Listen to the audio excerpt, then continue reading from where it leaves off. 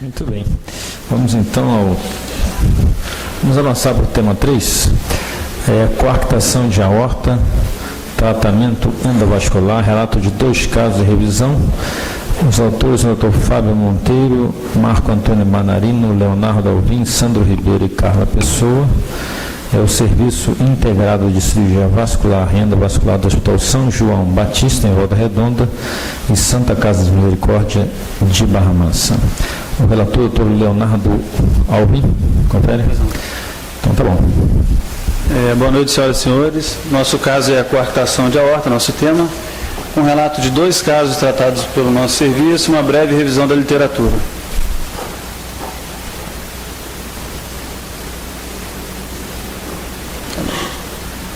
Pode passar, por favor.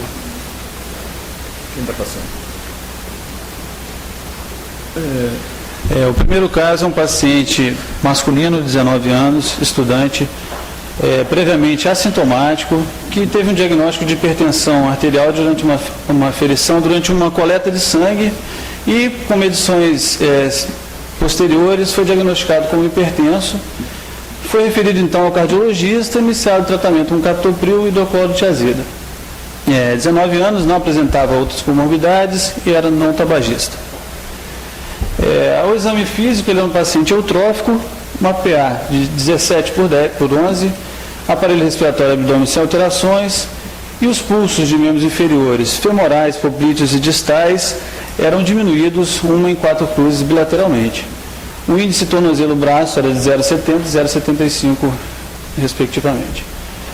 No eletrocardiograma apresentava hipertrofia ventricular esquerda, no eco, uma aorta ascendente normal, válvula aórtica bicúspide e hipertrofia de VE concêntrica leve. Então, o cardiologista, já suspeitando clinicamente, solicitou uma tomografia que mostrou essa constrição no istmo da aorta. Então, fechar o diagnóstico de coarctação aórtica.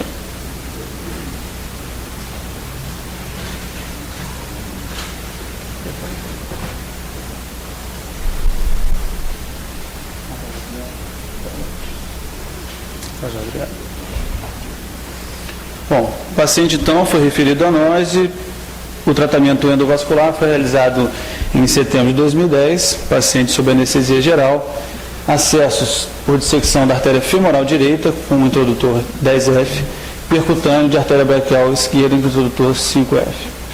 Cateterismo da crosta da aorta via braquial esquerda, cateterismo de aorta torácica via femoral direita, realizada a ortografia, ultrapassada a lesão com guia hidrofílico 0,35/260 e a troca sob catéter para fio guia extra stiff amplates. Essa aqui é a ortografia do inicial, mostrando o estreitamento severo da aorta. Então, nesse momento, foi realizada a medida das pressões pré-coarctação e pós-coarctação, e a gente vê um grande gradiente de 109, 62, 78, 58. Então, foi realizada uma pré-dilatação sequencial com balões 7,40, 9,40 e 12,40. Implantado o stent autoexpansível sinus 20,40, baseado no diâmetro do terço médio da aorta torácica desse paciente, que era 17 milímetros, então um oversize de 20%, de 15 a 20%. No pós-dilatação com balão XXL 16,40 e a angiografia de controle mostrando um sucesso na dilatação da aorta e a correção do gradiente pressórico 87, 85, desculpa, estou mostrando aqui, 50, 56. O paciente, então, teve alta hospitalar no dia seguinte, após a realização de um raio-x de tórax. Nesse momento, a gente assume uma falha de não ter feito a tomografia de 24 horas. A gente julgou que o paciente estava estável, o raio-x de tórax mostrava um stent bem posicionado, sem alargamento mediastinal ou outras alterações. Prescrito antiagregantes plaquetários. O paciente voltou para nós essa semana para a gente reexaminá-lo. Atualmente ele não usa drogas antihipertensivas, Ele tem a PA de 12 por 85 no membro superior esquerdo, 14 por 9 no membro superior direito e o índice tornozelo-braço 1,05 e 1. Essa aqui é a anjo TC realizada nessa terça-feira. Mostra o stent posicionado na aorta torácica. Caso 2. O paciente, também masculino, 34 anos, trabalhador rural. Ele é de Minas, mas ele tem familiares em Volta Redonda. Procurou o serviço de cardiologia, já com queixas de cefaleia intensa em região frontal, episódios de epistaxe, palpitações e claudicação de membros inferiores. Ele referiu ter sido diagnosticado já há algum tempo com hipertenso grave e ele usava hidrocloro de azida e nifedipino sem controle adequado da pressão. Não apresentava outras comorbidades e era tabagista já há 17 anos. Um paciente protrófico, PA 220 por 160, pulsos femorais diminuídos, uma cruz bilateralmente, e os pulsos poplíteos e distais eram impalpáveis. O índice tornozelo-braço 0,65 e 0,60. Também no eletro, hipertrofia ventricular esquerda, no eco, ectasia da aorta ascendente, um leve aumento de ata esquerda, hipertrofia concêntrica severa de ventrículo esquerdo. A angiorressonância desse paciente mostrava uma severa coarctação de aorta pós-ductal, uma ectasia da aorta ascendente e um aumento do calibre das artérias intercostais, que é a principal via de circulação colateral. O paciente foi submetido em março de 2011 ao tratamento endovascular, também anestesia geral, acesso por dissecção da artéria femoral direita, percutâneo da artéria braquial esquerda, cateterismo da crosta da aorta, via braquial, cateterismo da aorta torácica, via femoral direita. Nesse caso, houve uma dificuldade de cateterização retrógrada da lesão. Então, nós conseguimos a recanalização de uma forma anterógrada, via braquial, com a retirada do fio-guia pelo acesso femoral sob visão direta. Aí foi feita a troca do fio-guia para um extra stiff, Amplatz.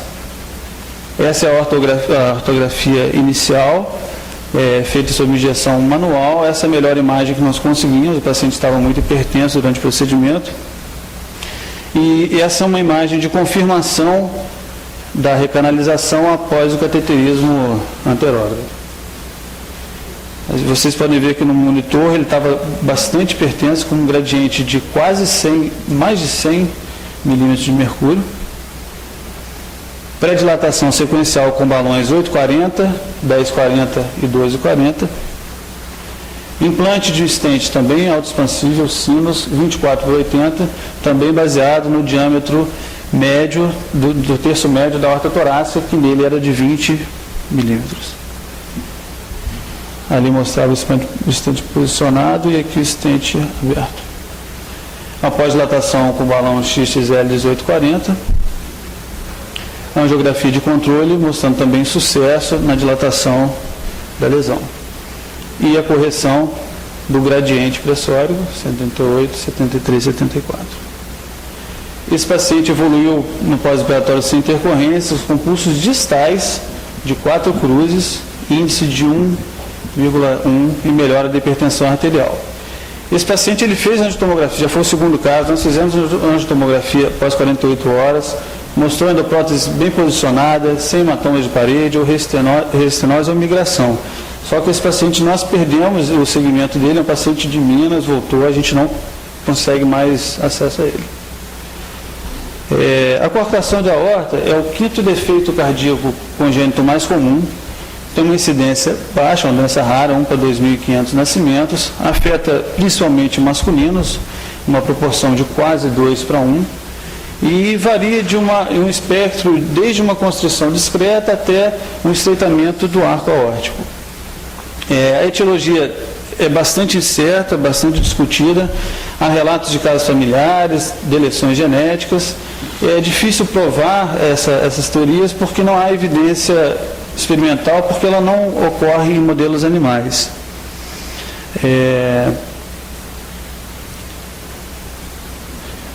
Em recém-nascidos, né, vários graus de falência cardíaca, o diagnóstico precoce é imperativo, porque ocorre rápida deterioração com fechamento do ducto arterial. A cirurgia em recém-nascidos é o tratamento de escolha e é descrito a angioplastia como ponte para a cirurgia em crianças críticas. A apresentação na infância tardia e na adolescência é geralmente hipertensos e deve ser um estreitamento menos severo ou uma circulação colateral bem desenvolvida. A angioplastia por balão inicial mostrou altas taxas de recoartação e de aneurismas. Atualmente o tratamento é com stent. O prognóstico dos pacientes não tratados é ruim, 17% das mortes de recém-nascidos com doença cardíaca congênita, e a mortalidade de adultos é na média de 31 anos. Um fato, né, para o futuro é que a questão dos pacientes tratados, mesmo eles pareados em idade com outros pacientes não portadores, eles têm uma mortalidade de 30%, então tem uma mortalidade ainda mais alta do que os pacientes da mesma idade. 30% a 50% permanecerão hipertensos. Alguma das causas aplicáveis seria porque a área pré-estenótica ela tem uma deposição, uma produção de colágeno muito mais alta, então ela tem uma diminuição da compacência arterial, um aumento da pressão aórtica média e alterações dos baroreceptores aórticos. Esse estudo nós comparamos porque é um estudo do Arizona Heart com 16 casos de coartação aórtica em pacientes adultos, e eles chamam de coartação de aorta primária em adultos. Os pacientes foram tratados de 2000 a 2008. Ele mostra que as comorbidades associadas, 100% de hipertensão, a válvula aórtica bicúspide em 25% a 30%, e ectasia da aorta ascendente também por volta de 30%. E o mais importante, a intenção, o sucesso do procedimento não é baseado na dilatação do estreitamento, e sim na correção do gradiente pressórico, que abaixo de 10 é o ideal e desejável no máximo até 20 de gradiente pressórico. Eles tiveram 100%, nós também tivemos correção do gradiente pressórico em todos os dois pacientes. Nessa série que eu mostrei, o tratamento endovascular mostrou-se seguro e efetivo, com gradiente de pressão corrigido de 100%, sem complicações perioperatórias, hemotransfusões e uma curta internação hospitalar. Então vem a pergunta se realmente o tratamento endovascular seria um tratamento de escolha para a coartação de aorta. Muito obrigado. Muito bem. Parabéns, doutor Leonardo. Convidado o doutor Henrique Murat para fazer os debates. Aproveitar esse raro momento, doutor Murat, prestigiar a nossa sessão. Esse é um momento sublime da nossa sociedade.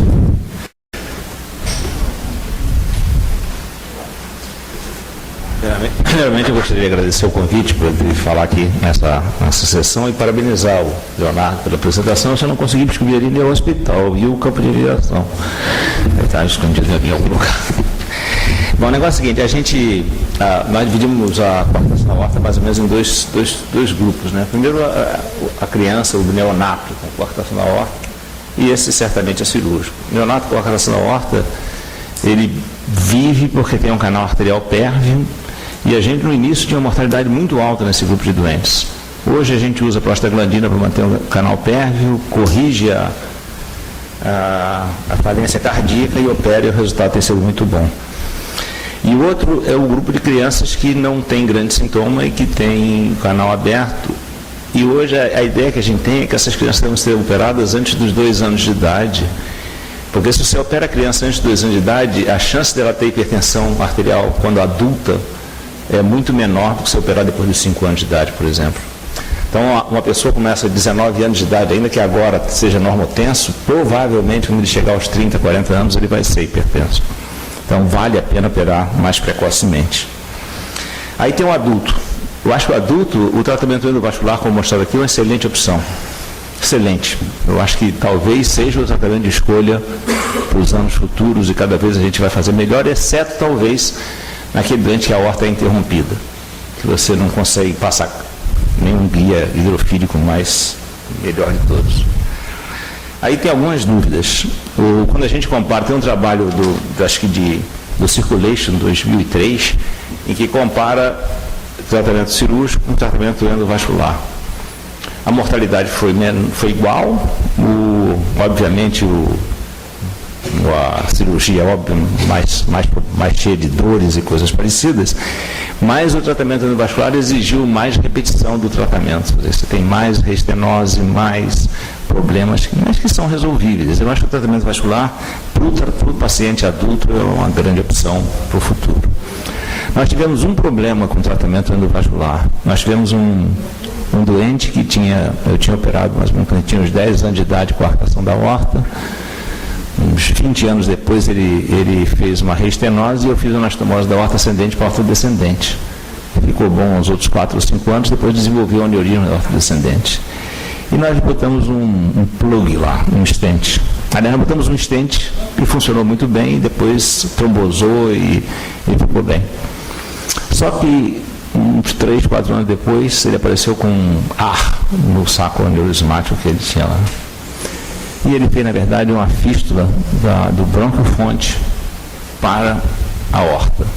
E quando a gente fez a broncoscopia, deu para ver que quando você chegava com um broncoscópio, um bronquiofonte esquerdo, você via a aorta pulsar. E depois a gente achou que a compressão entre o bronquiofonte esquerdo, o stent e a aorta era muita coisa para aquele doente. Então eu não sei o que vai acontecer daqui a alguns anos. Realmente há uma proximidade muito grande entre o stent e o bronquiofonte esquerdo. Pode ser que isso dê problema ou não, temos que esperar para ver, mas eu acho que a opção é excelente. E outra grande indicação do tratamento endovascular é a recoartação, isso mesmo no bebê. Bebê que, quando você opera o neonato, eles têm um índice de 10, 20% de recoartação, e essa coartação, igual na carótida, responde maravilhosamente a reintervenções. E a dúvida que eu tenho, que você talvez tenha visto na literatura, é aquele criança de 7, 8 anos, que a pessoa está dilatando hoje, está botando stent, mas o que vai acontecer com essa criança quando ela chegar a 10, 12, 15 anos? Eu estava até conversando com o Léo antes, eu tenho uma criança que fez uma ruptura traumática de aorta com 12 anos de idade. E eu operei, e eu acabei botando uma criança que dava para botar um enxerto 10, 12 milímetros, eu botei um enxerto de 22 milímetros. Ela vinha uma aorta fininha, saía aquele enxertão, depois a aorta fininha. Agora que ele está com 18 anos, a diferença é bem pequenininha. Então, agora eu não sei o que vai acontecer quando você botar um stent numa criança de 6 anos. Não sei se talvez não seja o melhor tratamento, se o tratamento cirúrgico não seja melhor. Mas isso eu acho que é um questionamento que a gente vai ter que pensar para o futuro. Tá? Obrigado. Obrigado, Tamorá. Só dar uma palavrinha, Tamorá, para quem não sabe, é um dos poucos cirurgiões vasculares membros da Academia Nacional de Medicina e também talvez o único que realmente seja um verdadeiro cirurgião cardiovascular, uma expressão que está em desuso, mas se aplica perfeitamente. Tamorá, é uma honra tê-la aqui conosco. Quando eu falo brincando, realmente é um prazer tê-la aqui na nossa reunião. Tamorá, o doutor Florencio, já percebi que o senhor quer falar, você tem todo o direito de falar. Embora você não esteja... pode falar. Não seja debatedor oficial, mas você pode falar, pode lá falar, por favor. Pode falar, está autorizado. Não, pode falar. Ainda mais que o senhor manda aqui.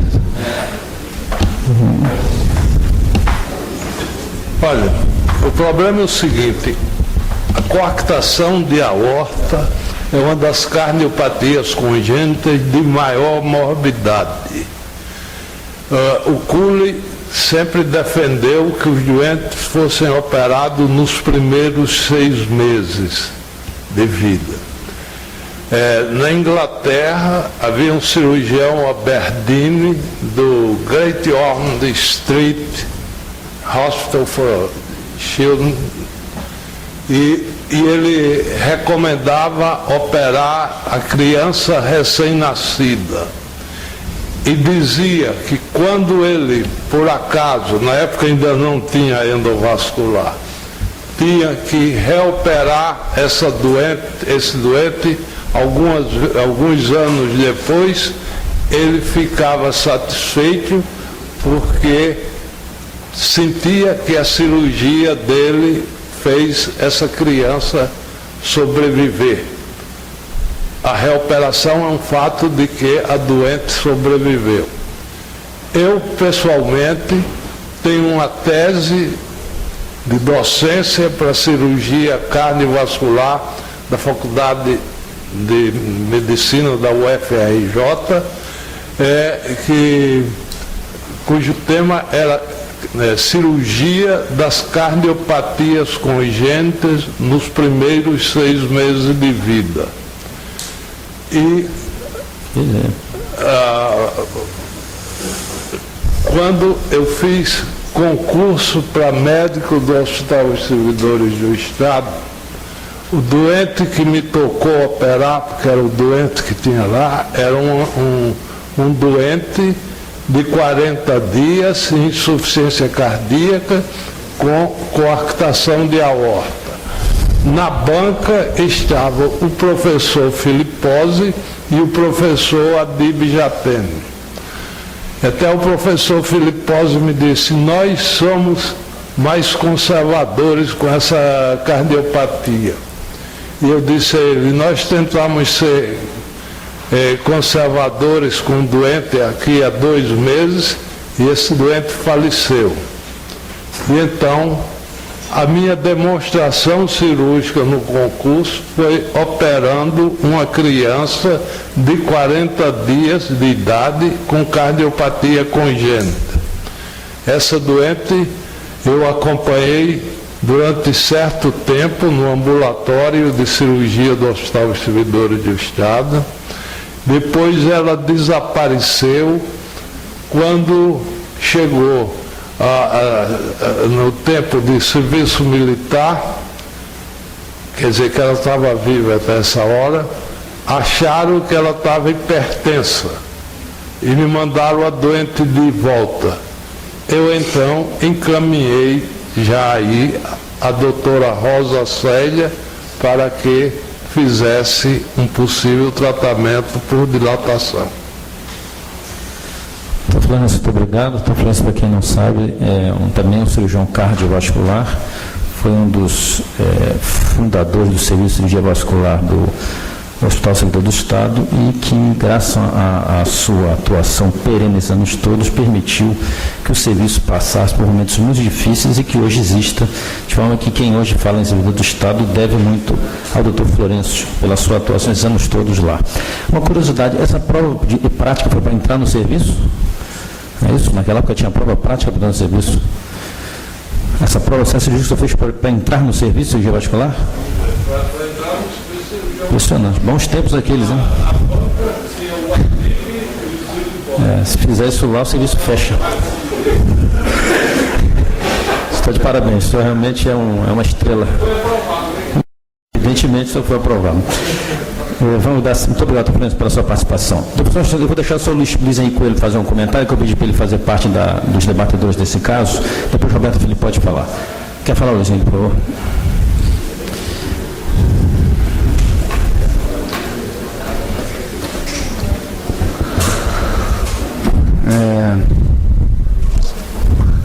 Primeiro, agradecer ao Dr. Sérgio pelo convite feito com bastante antecedência.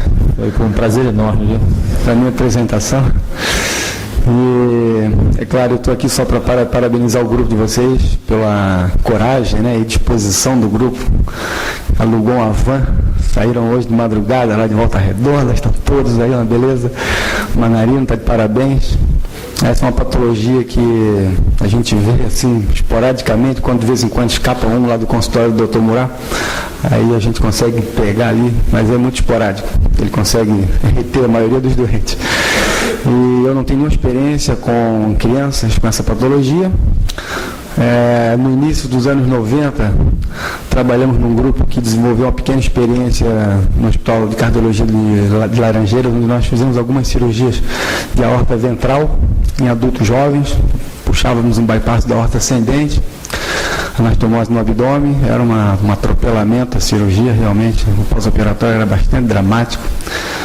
E fizemos alguns casos nos últimos anos de percutâneo.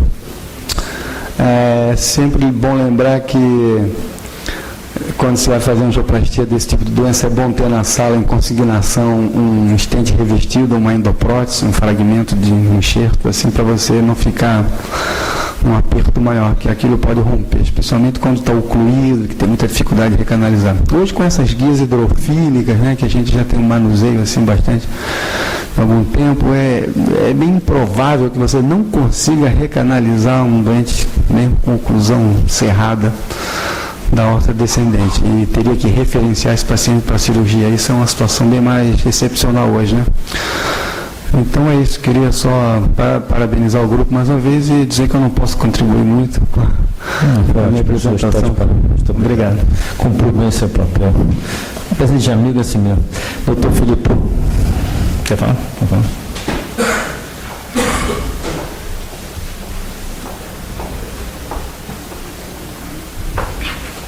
Quero também parabenizar o grupo, né, pelo excelente trabalho.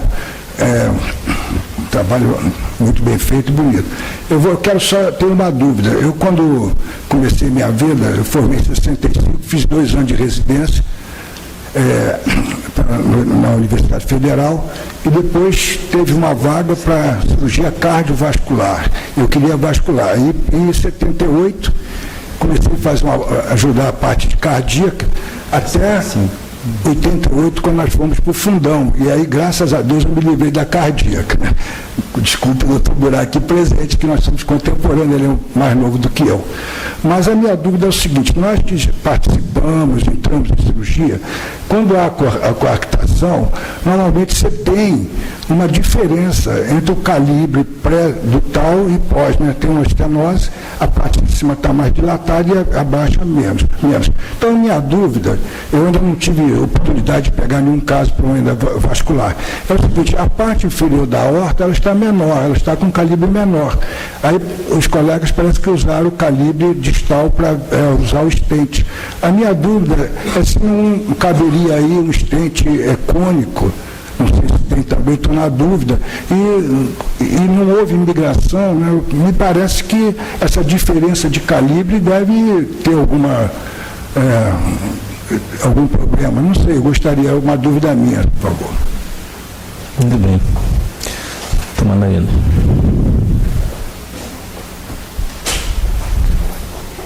Na verdade, quando a gente foi fazer o primeiro caso, a gente teve todas as dificuldades também, até porque a literatura não orienta muito, né? O que a gente fez foi dar um oversize de 20% no diâmetro da aorta descendente para não ter migração. E o balão a gente calculou baseado no diâmetro da aorta ascendente. A gente encontrou um trabalho em que o autor sugeria que o balão na verdade, ele usou palmais, então ele calibrou o stent pelo balão e usou um diâmetro de 75% do diâmetro da aorta pré-estenose. E o stent a gente calculou 20% de oversize do diâmetro pós, para evitar a migração. A gente fez o acesso cirúrgico, na verdade, único e exclusivamente pelo risco, pelo medo da ruptura, né? A gente tinha lá um suporte da Cook, então a gente deixou um guia esse chifre, não tinha angulação, então se tivesse uma ruptura, teria como a gente cobrir ela rápido. E a gente foi fazendo as balonais seriadas e rezando, né? Quer dizer, rezando no sentido do... a gente tinha insegurança.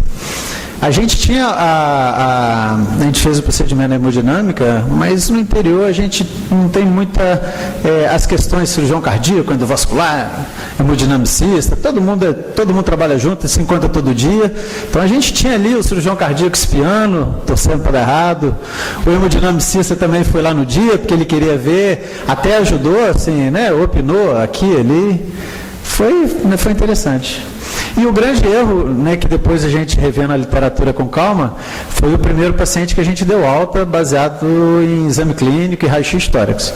E aí depois a gente viu que era meio inseguro.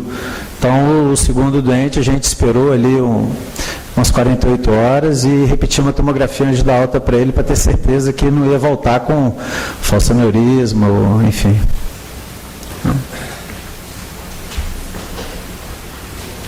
Peixoto. Boa noite, eu tenho uma pequena experiência em relação a isso.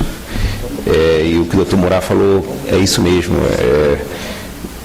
Realmente não usamos stent em crianças. Eu tive a oportunidade de tratar mais ou menos uns 6 ou 7 casos. E eu me lembro de um caso em que colocaram um stent e quando alcançou a vida maior, virou uma ampulheta. E, na verdade, foi corrigido em São Paulo cirurgicamente. Os 2 casos que ele apresentou são de uma forma de coartação simples, sem nenhuma hipoplasia amontante ou ajudante da aorta. É só ver os esportes da ortografia, sem hipoplasia e sem qualquer tipo de interrupção. Esse caso, eu não estou diminuindo, qualquer cirurgia dá certo, porque você não tem hipoplasia amontante nem ajusante. Eu, inclusive, coloquei para apresentar aqui, uma próxima reunião, um trabalho meu que o título é o seguinte: retalho de pericárdio reticulado vascularizado autógeno para ortoplatia e correção simples de aorta torácica ou associada à hipoplasia, atresia com interrupção de arcose. Isso foi publicado por mim em 2006, na Revista Brasileira de Cirurgia Cardiovascular, em que eu apresento uma técnica que eu considero a melhor de todas, que corrige todas as associações que existem com a coartação. E com essa nossa técnica, você pode operar os pacientes em qualquer faixa etária, o que não ocorre com as outras. Então, é preciso que a gente veja qual é o tipo de coartação que está se discutindo. O que foi apresentado de forma brilhante aqui é a forma mais simples de coartação da aorta, que não é a maioria. Obrigado. Do Paulo, muito obrigado pelo seu terminar. Agradecer então a presença de todos para encerrar a sessão.